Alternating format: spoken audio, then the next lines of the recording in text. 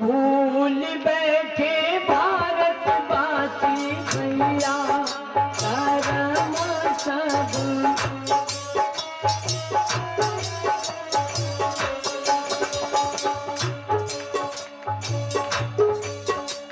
भूल क्यों गए? मजबूरी में कहना पड़ रहा है। आप देख भी रहे हैं, सब कुछ हमारे तुम्हारे सामने आता जा रहा है जो हम बता रहे हैं।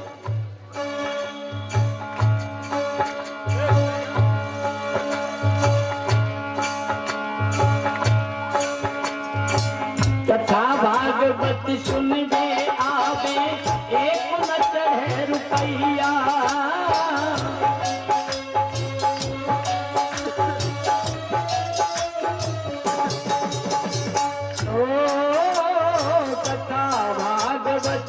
सुनन आए तो एक न आए रुपैया। 100 के वहाँ नोट दिखाते। कहाँ दिखाते हैं 100 के नोट? अरे 100 के वहाँ नोट दिखाएगा हुई रही दैया मैया, है ना? क्या हो जाता है? सुबह चाहे सब्जी के लिए पैसा ना रहे, लेकिन पूरी रात तो फलाना सिंह फक्कड़ है, कोई लेने वाला टक्कर, ऐसे करते हैं।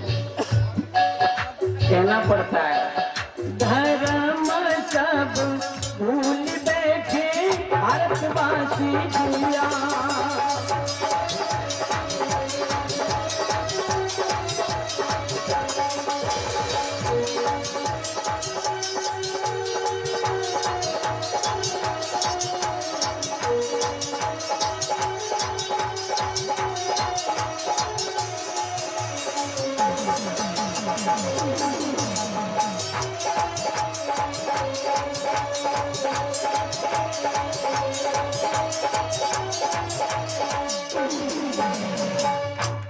मुख्य बात नहीं बताएंगे तुम्हें, परिवर्तन कितना आ गया हमारी तुम्हारी सोच में।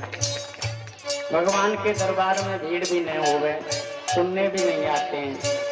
और जहाँ दैया मैया का नाटक हो रहा हो, नौटंकी हो रही, रंगशाला बज रही हो गए, वहां पे सब कुछ लुटा देते हैं।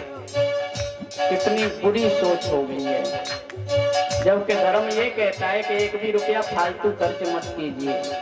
भगवान नहीं कहते कि हम पे चढ़ावा चढ़ाओ। पहले अपने पेट को भरो, बच्चों का पेट पालो, उसके बाद यदि उसकी कृपा हो जाती है तो गरीबों को दान कर दो, भोजन खिला दो। भूखे को भोजन खिलाने के बराबर कोई भी पुण्य नहीं है दुनिया में। प्यासे को पानी पिलाने के समान कोई पुण्य नहीं है दुनिया में। और सबसे बड़ा पुण्य है दोनों हाथ जोड़ करके नमस्कार करने का। इन 2 हाथों से हम कितने लोगों को मार सकते हैं पूरी जिंदगी में? ज्यादा से ज्यादा 100 लोगों को मार पाएंगे, तब तक जेल में पहुंच जाओगे, है ना? और इन्हीं दोनों हाथों को अगर हमने आपस में ऐसे मिला लिया तो पता नहीं कितने तुम्हारे हो जाएंगे, तुम गिन नहीं सकते हो। एक दिन पूरी दुनिया तुम्हारी हो जाएगी। पता है, जो कठोर होते हैं वो ज्यादा दिन तक नहीं चलते, और जो मुलायम बन करके जीवन काटते हैं उनकी अवधि ज्यादा होती है, उम्र ज्यादा होती है।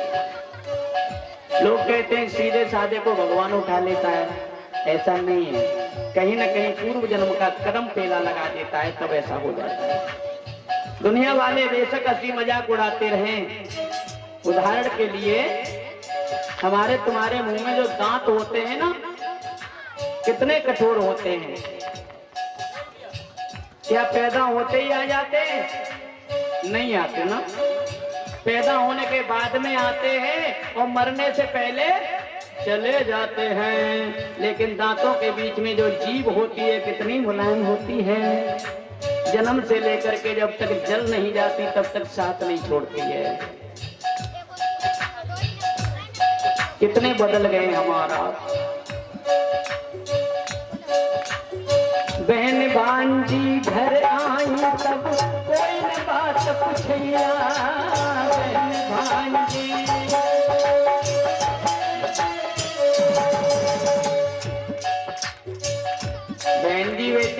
लेकर पड़ी गुजिया के पुल पे।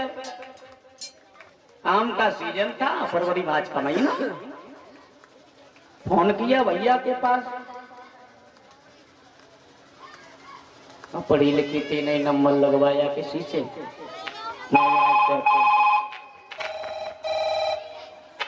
हेलो भैया नमस्ते।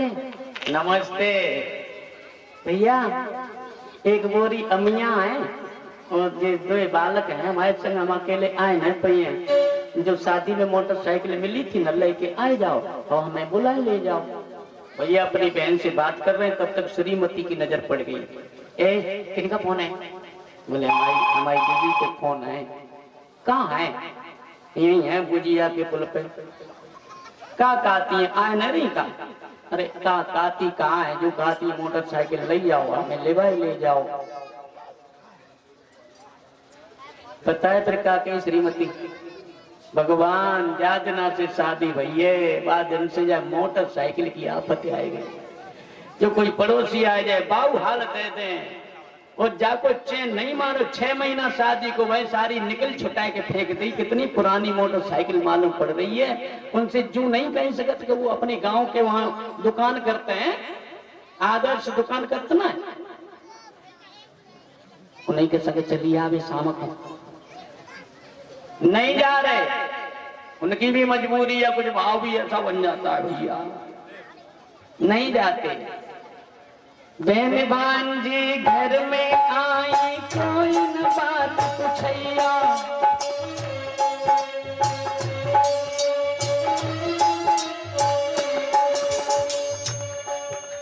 बहन भांजी घर भी आ गई तो ज्यादा खातर खुशामत ना, ज्यादा खुशी ना वही भाभी को। नंद घरे आए जाए तो भाभी को ज्यादा खुशी ना हो गए। जब के घर पे आए के सारों काम करें घर को, किस लिए करती हैं कि ये मेरी जन्मभूमि है, ये मेरे बबुला को घर है। कितनों गंदो करती हो, मैं रहती थी कितनी साफ सफाई रहती थी। तब से 3-5 और लगाती भाभी। ए जब से तुम आई हो तब से ज्यादा मास्टर नहीं ना बनो, जैसा पढ़े वैसा पढ़े रहने लो।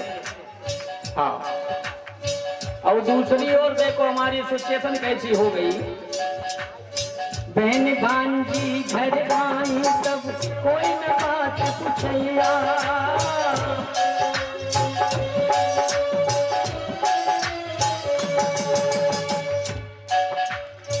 साली जी ने फोन किया तो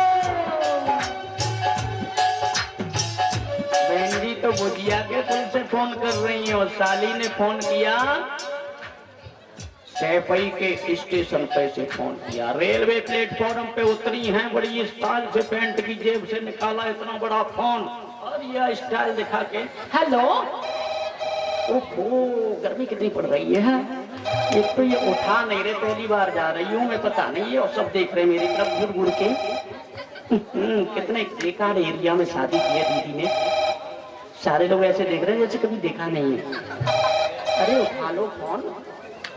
हेलो जीजा जी नमस्ते। नमस्ते जीजा जी, मैं यहाँ बोर हो रही हूँ। यहाँ कहाँ हो? अरे मैं सैफई रेलवे प्लेटफॉर्म पर खड़ी हूँ। कब की? 12 बजे की आ गई हूँ। तब श्रीमती की नजर पड़ी, पूछने किनका फोन है? बोली तुम्हारी सिस्टर का फोन है। कौन सी वाली का? छोटी वाली का है। अच्छा अच्छा अच्छा, तो फिर क्या कह रही है? कहाँ है? यही है सैफई। क्या कह रही है? आना चाहती है क्या? और क्या ये कह रही है मुझे बुला ले जाओ। ये हाय तो का हमाऊ का तो फोटो खींच रही हो, जल्दी ले जाओ मोटरसाइकिल, ले आओ ना, पहली बार आ रही है, बदनामी कर देगी तुम्हारी, जाओ ना, पहली बार आ रही है, ले आओ। बोले मोटरसाइकिल में पेट्रोल ही नहीं है।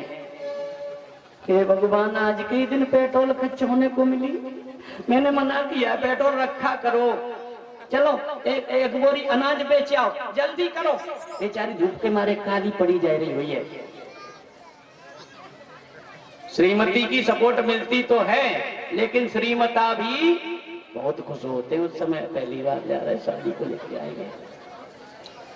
साली जी ने फोन किया तो डर गई तुरंत करैया, करैया चढ़ गई चूल्हे पे। बहन भांजी विदा भई तब जियो न एक रुपया। विदा करनी चाहिए, मान सम्मान से बहन भांजियों का सम्मान करना चाहिए, सीख लो आजकल की जनरेशन। आप क्या दे पाएंगे, जिंदगी भर देते देते निकल जाते हैं, इनका कर्ज कोई नहीं चुका पाएगा। बेटियों का इतना कर्ज आती है, लोग समझते हैं कि ये बोझ है हमारे ऊपर। जब से जन्म लेती है तब से बिल्कुल अपना समझती है, घर में कुछ भी नुकसान नहीं होने देती हैं, पराई की तरह बर्ताव नहीं करती है वो। लेकिन आप बोझ समझते हो, उनका सम्मान करना चाहिए, जब भी आवे घर पे तो सम्मान करना चाहिए। लेकिन आजकल ऐसा नहीं होता, बहन भांजी को ऐसे ही विदा कर दिया जाता है। भाभी कहती है दीदी तुम बहुत मनुख, हम तो इंतकात रहते हैं, हमें घुमाए लाओ, लेकिन जे लई नहीं जात का बताए, टाइम ही नहीं मिल पाती। दीदी ऐसे घूम जाया करो तुम, तुम्हें जब भी टाइम मिल जाए, हमें तो तुम्हारी बहुत ही याद आती। और दरवाजे पे पहुंची बहन, थोड़ी दूर तक भी नहीं गई, भाभी दरवाजे पे ही खड़े हुए के और ऐसे करने लगी। हाय हाय, दीदी तो पढ़ी लिखी आती ही नहीं। दीदी सोचने लगी कौन सी गलती हो गई, सोचे भाभी मने कर रही है क्या भाइयों ना, लेकिन वो पढ़ी लिखी स्टाइल में कर रही है, बाय बाय टाटा काका होता है सो है। बहन भांजी विदा भई सब एक नदी और रुपैया,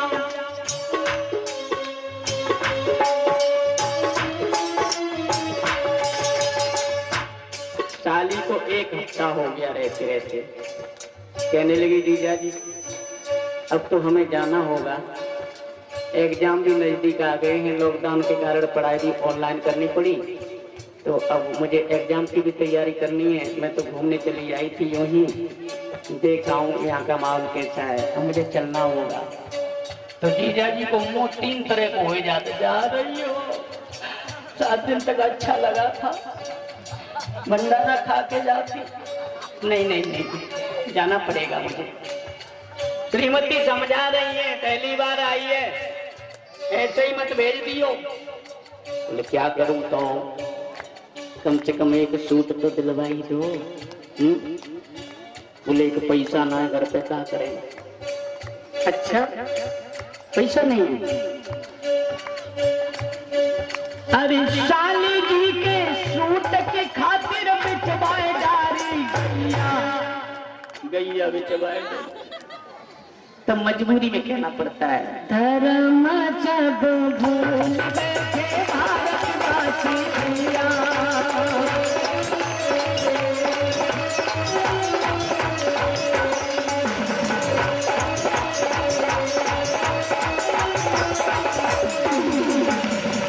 भारतवासी भैया मेरे देश निवासी भैया, अरे धर्म सब भूल बैठे भारतवासी भूल बैठे भारतवासी भैया।